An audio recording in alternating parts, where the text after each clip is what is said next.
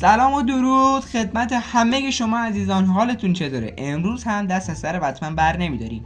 توی ویدیو قبلی راجع به بازی بتمن آرکام نایت صحبت کردیم. حالا باید برگردیم به 10 سال پیش، چون اون زمان من 5 سالم بود که میشستم انیمیشن های بتمن، مرد عنکبوتی، لاک پشتای نینجا و حتی باب اسفنجی که انیمیشن مورد علاقه‌ام بود رو نگاه میکردم. حالا اون زمان من خیلی دوست داشتم بتونه انیمیشن ساخته بشه که بتمن و لاک پشتای نینجا با هم باشن.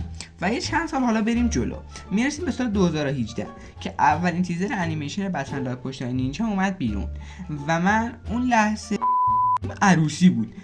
بعد از اون تیزر به بعد کلا شبا زود میخوابیدم تا روزا سریع بگذره تا این انیمیشن اکران بشه. بعد من هر روز که از خواب بیدار میشدم میرفتم تو گوگل سرچ میکردم بتمن لاک پشتای نینجا.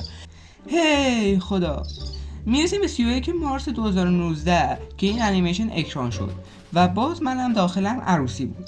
سریع رفتم فیلمو دانلود کردم که بشینم ببینم و اونقدری که هایپ بودم الان که فکر میکنم اونقدر ارزش هایپ بودن نداشت.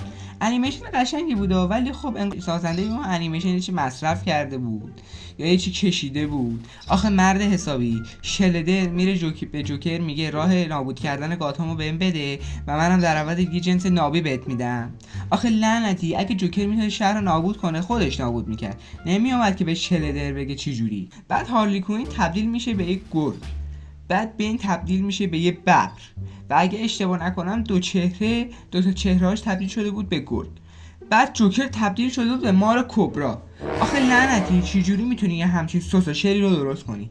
بعد اول فیلم بتمن با شلدر مبارزه میکنه، بعد شلدر میزنه خار بتمن مورد عنایت قرار میده. بعد بتمن که توسط شلدر مورد عنایت قرار گرفته بود چجوری یهو میاد پر انرژی با لاک پشتای نینجا میجنگه. بعد من میگم اینا یه چی مصرف کردن، شما میگید نه. خب الان من چی بگم؟ بعد از اون زمان دیگه زیاد برای فیلم ها انیمیشن هایی که میومد دیگه هایپ نبودن. چی بگم؟